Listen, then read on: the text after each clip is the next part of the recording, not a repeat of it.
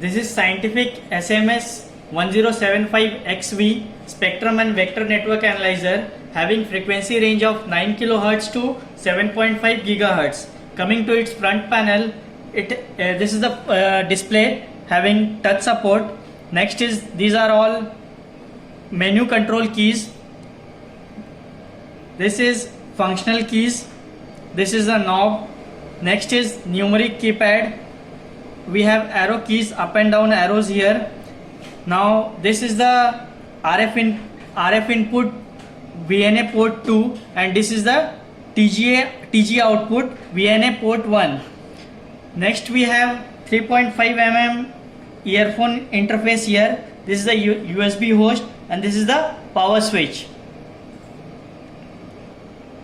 This is the rear side of the unit. In this we have, this is AC input. Next we have this USB interface here, LAN port here, reference in of 10 MHz, reference out of also of 10 MHz, and this is trigger in. So by default the mode is spectrum analyzer. You can change the mode from here by pressing this mode button. So first is spectrum analyzer, next is vector network analyzer VNA, distance to fault, modulation analyzer, and EMI measurement. So first we'll see spectrum analyzer. So we'll go to spectrum analyzer mode. Now what we have is, first one is center frequency. So this is the we can set the center frequency to any required frequency. Let's say we have applied now 1 GHz signal to this unit. So you can see now the center point is, as the center frequency here is 1 GHz, so you can see the signal in the middle of the screen. If I change the center frequency to, let's say, 500 MHz, so now this is out of the screen. So as we have now applied 600 MHz signal, so you can see, and we have set center frequency also to 600 MHz, so you can see the signal in the center of the screen. And you can see the marker also here, and you can also see the frequency of the marker as 599.5 MHz. So now if you change the, suppose you change the center frequency to 700 MHz, you can see the signal shifting. So this is how you can have the center frequency. Now start and stop frequency automatically varies with the center frequency. Let's suppose now you can see the center frequency is 700 MHz. So now the start frequency has automatically set to 500 MHz and stop frequency at 900 MHz. If I change the center frequency to 600 MHz, so you can see the start and stop frequency has automatically changed to 400 and 800 MHz. You can also manually change the start and stop frequency from here. Let's say you want from 200 to 700 MHz. So I'll put here 200 MHz as start frequency and stop frequency as anything you want, like 700 MHz. So the signal will accordingly move. Now you can see the center frequency has changed to 450 MHz. Like this, the center frequency, start frequency, and stop frequency works. Now frequency offset. So frequency offset is the value to illustrate the frequency conversion between the measured device and the input of the spectrum analyzer. Next is frequency step. This frequency step will change the direction key step of center frequency, start frequency, stop frequency, and frequency offset. Now next is signal track. If we keep the signal track as off, by default this is off. If you turn it on, it will automatically track the signal. Wherever the signal goes, it will automatically track the signal like this. Now next is peak to CF. This option executes a peak search and sets the center frequency of the display to the frequency of the current peak. This will help when you don't know the you want to automatically set the center frequency. So wherever there will be a peak, it will automatically set the peak as center frequency. Next is center frequency to step. This will set the center frequency as the frequency step. By enabling this, the frequency as the frequency step. At this point, the frequency step will automatically switch to manual. Now next we have span. So in span we can have the, instead of start and stop frequency, you can define the span here. So the start and stop frequency and the center frequency will automatically be adjusted according to the span set. Now you can, if you press this full span, so the spectrum analyzer window will operate in 0 Hz to 7.5 GHz. That is the full frequency band of this spectrum analyzer. Now you can also set zero span by pressing this. Now this is the zero span.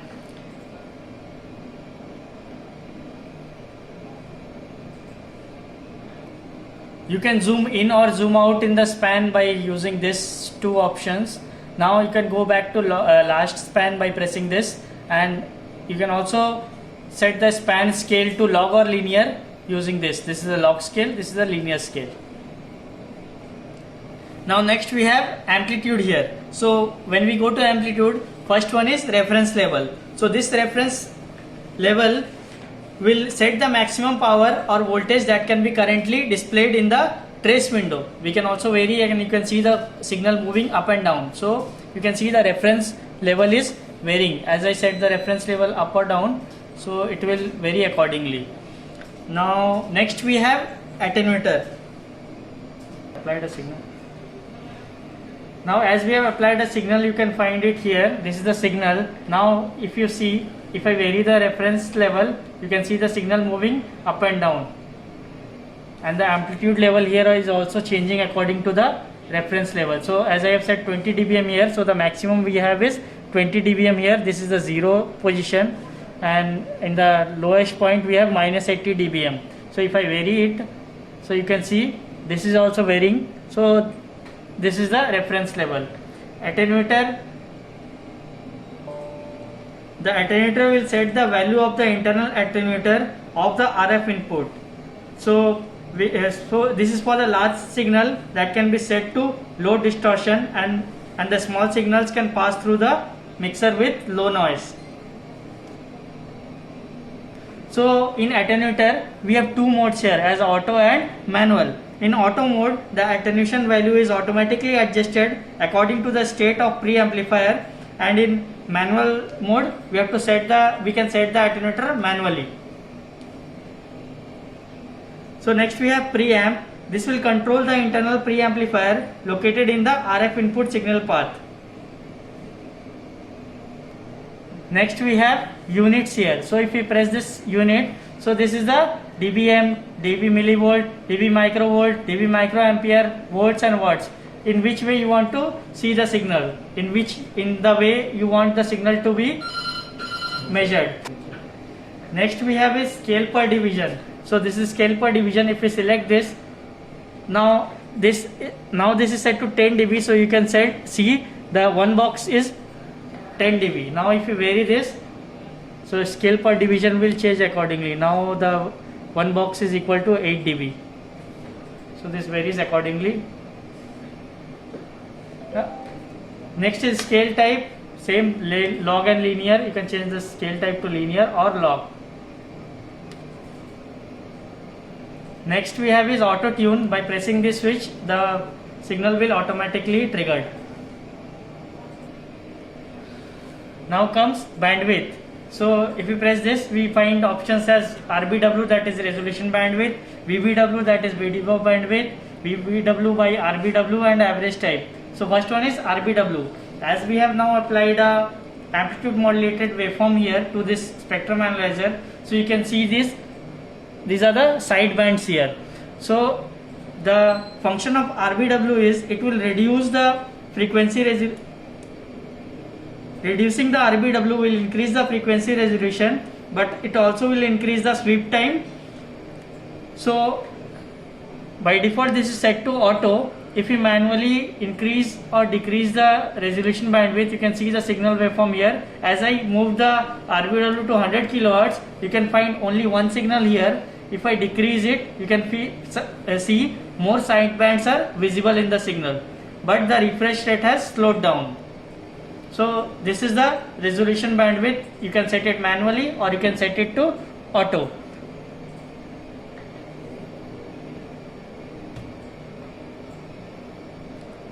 Next we have video bandwidth. So reducing the video bandwidth will smooth the trace and helps to highlight small signals from noise, but it will also increase the sweep time. And if you vary the VBW, it will automatically vary the RBW. So in auto mode, in manual mode, VBW will not be affected by RBW. Let's say I decrease the video bandwidth, so you can easily see the smaller signals here. Now if you increase it, the smaller signals are not visible. So this you can set it accordingly or you can keep it at auto. So this is video bandwidth. Now we have next is VBW by RBW. This is the ratio of VBW upon RBW. Now the range for RBW is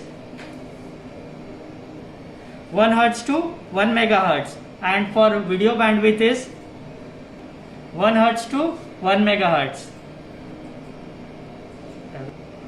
Next we have average type. By default this is set to log power. If we press this, we get three options here as log power, power average and voltage average. Now log power, if we select log power, it will select the logarithmic scale for all filtering and averaging processes. If we select power average from here, in this average type, all filtering and averaging processes work on the power of the signal instead of its log or envelope voltage.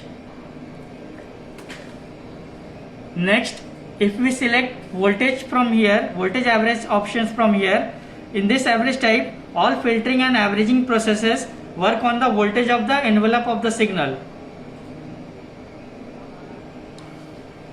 Next we have in settings as trace. So if we select trace, this spectrum analyzer allows up to 4 traces to be displayed at the same time. Each trace has its own color.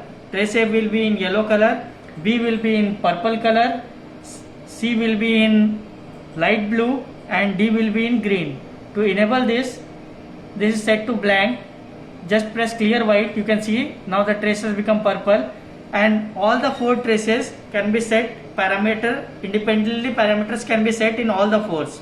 So if I set this to max hold, so it will hold the maximum value. Now if I want trace C to hold the minimum value, so I will press minimum. So minimum and maximum value is held by trace B and C, and the actual trace that you can see is trace A. Like this, all the 4 traces can be independently set and viewed on the screen. And to clear the trace, you can select the appropriate trace and clear right, so it will remove that particular trace. So if I want only this trace, so this will also be cleared. So like this you can clear the trace. Next setting we have as sweep. So when we press this, first option is sweep time. Sweep time is the time needed for the analyzer to finish a sweep within the span range. By default this is set to auto. You can also vary the sweep time, that is from 900 microsecond to 1.5 kiloseconds. Next is sweep rule. It has 2 options as speed and accuracy. So if it is speed, this activates the default large sweep rule. If we set it to accuracy, this will activate the normal sweep time rule to ensure increased measurement accuracy. So this is more accurate. Now we have next option as sweep as single or continuous. As you can see, now the signal is continuously sweeping at the frequency range. If I set it to single, this will sweep only once and stop. By using this key also you can sweep the signal single time. Now this next is numbers. Now by default this is set to 1. If we increase the number, so the sweep will be done to up to that number and it will stop. Now next we have sweep mode. By default this is auto. If you go to sweep, then you have to input all the parameters here. According to the parameters it will sweep. or you can have FFT option from here. Next we have option as detect. So if you press detect, you can select the 4 traces and you can have, so first option is positive peak. If I press negative peak, it will display negative peak. Then we have sample. For each trace point, sample detector displays the transient level corresponding to the central time point of the corresponding time interval. Now normal detector displays the maximum value and the minimum value of the sample data.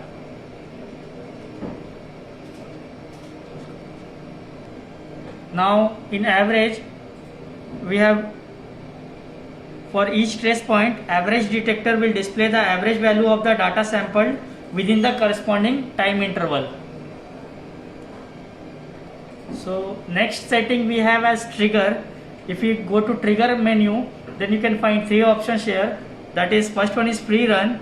Free run will, the spectrum analyzer generates trigger signals continuously. This is free run. Now next is video trigger. Now in video trigger, when the system detects a video signal of which the voltage exceeds the specified video trigger level. This you can also set in dBm. The range is -300 dBm to 50 dBm. Now next we have external trigger. It has 2 options as rising or falling. In external trigger mode, an external signal, TTL signal, is input from the trigger in connector at the rear panel that we saw earlier, and trigger signals are generated when the signal fulfills the specified trigger edge condition. It can trigger at rising edge of the signal or falling edge of the signal. Now next option we have as limit here. Now this spectrum analyzer supports pass fail test function. So in this function, the measured curve will be compared with the pre-edited curve. If the related rules are met, the result is pass or fail. We can also set the limit here of pass and fail using this limit 1 and limit 2. If we enable this, we can edit the limit. You can see a blue line here. So you can set the limit 1 and limit 2. Now next setting options we have as TG, tracking generator. This is the tracking generator port here. So the options here are, if the tracking generator is the signal source with the adjustable frequency and amplitude. When TG is enabled, the signal with the same frequency of the current sweep signal will be output from the TG source. This is the TG source here. So the TG output frequency allows the analyzer sweep frequency to change from 1 MHz to 10 MHz in the coordinated steps with the sweep. So these are the options here. This is the TG level, this is the TG offset, normal reference level you can set, normal reference positive percentage you can set. The output power of the signal of the tracking generator is, by default, this is -20 dBm, and the range is from -20 dBm to 0 dBm. Now TG level offset, this will assign an offset to the output power of the TG. So the range is from -200 dB to 200 dB. Next we have setting as demod here. This is the demodulation mode. You can set the type to demodulation mode to AM or FM. As this spectrum analyzer has an earphone jack here, so the demodulated signal can be output in the form of audio frequency, and you can hear the signal in the earphones connected to it. So two options are here, AM and FM. A marker would be enabled automatically. Place it at desired frequency and set the demodulated time. So using the earphone, you can hear the signals. So next, you can turn on or off this earphone by this option. Volume you can set it from here, and the demodulation time you can set from here. Next we have option as marker here. So you can set the marker. This spectrum analyzer allows up to 8 or 4 pairs of markers to be displayed at a time, but only one pair of signal marker is active every time. You can use the numeric keys to enable or disable the marker, you can select the marker and you can set the frequency here at which point you want the marker. Here normal here means this will, if no marker exists currently, a marker will be enabled automatically at the center frequency like this. If we have enabled it, you can see a marker here as number 1. So this is normal marker. If we set it to delta mode, so in delta mode you find here 1 del 2 here. So this is used to measure the delta values of x and y between the reference point and a certain point of trace. So now you can see if I vary the delta frequency, so you can see one marker is here, another marker is here, you can find the delta value. You can also have fixed marker from here. You can fix the frequency and the marker will be fixed at that point only, irrespective of the signal moving from anywhere in the screen. You can also turn off the marker from here, so no marker in the screen. And next option is relative to. Relative to is used to measure the delta values of x and y between two markers which can mark on different traces. Next option we have as marker table. By default this is disabled. If you enable it, you can have the marker table here. So if I go to press normal here, so type is normal, trace is A, and this is the x-axis and this is the amplitude. Now if you press delta, then this is next, the previous one has become as delta, so this is the frequency and this is the amplitude. Fixed marker, if I go, so this is the data is in tabular form. Next we have option as marker. So if I press this, you can have 5 options here. Marker to center frequency, marker to center frequency step, marker to start frequency, marker to stop frequency, marker to reference level. So accordingly you can use according to your application. If you want the marker to be at center frequency, just press this, the marker will be automatically set to center frequency. If you want the marker to be set at center frequency step, use this option. If you want the marker to be at start or stop frequency, use these 2 options, or at reference level. So this is now the marker has gone to start frequency. As you can see, now the marker has went to stop frequency. Next in marker we have peak here. So if we go to peak, we can set the peak to center frequency. Right now it is in center frequency only. So you can see here the sidebands here. So if I press next peak, it will go to next peak like this. Left peak, right peak will scroll to left peak accordingly, and right peak. Peak to peak option is also there. So this is the lowest peak and that is the highest peak, so it has already detected peak to peak value. Next we have as continuous peak option here. This is to enable the continuous peak search. Default is off. When this is enabled, the system will always execute a peak and search automatically. So you can turn on and off from here. Peak table, if you turn this on, this is the peak table. The x-axis value, amplitude, like this. It has detected automatically 10 peaks here, and accordingly the frequency and the amplitude is displayed. Now next we have marker function here. This is the special marker functions. So we can, if you have more than 1 markers, we can have 8 markers here. So you can select the marker from here. Now noise marker, this will execute the noise marker function for the selected marker and read the normalized noise power spectral density. Next is N dB bandwidth. This will enable, this denotes the frequency difference between the 2 points that are located on both sides of the current marker. This option will turn off the noise marker. Next we have readout here. So readout you can have in terms of frequency, either in terms of frequency or in terms of time or in terms of period. So 3 options are here for the readout. So here is the readout. Now next we have is frequency counter. So by default this is off. If I turn it on, you can see the frequency counter here. This is the frequency counter. Next we have system settings here. So pressing system, we can change the power on preset. Language is by default English only. We can change the interface. Like if you want to set the LAN address, we can go here and change the LAN address, gateway, subnet mask from here. Now next we have calibration. This is factory. So next we have system info. You can have the system info from here. The model number, serial number.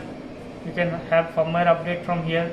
Now date and time, if you want to set that date and time, so you can set it from here, date and time. Now next we have self test. This will perform self calibration of this instrument. Next we have in system as display here. So going to the display, we can adjust the brightness. We can take the screenshot from here. Touch settings, you can enable or disable the touch screen from here. Now next power saving feature is also there. Annotations on or off, display line. Next we have file in system.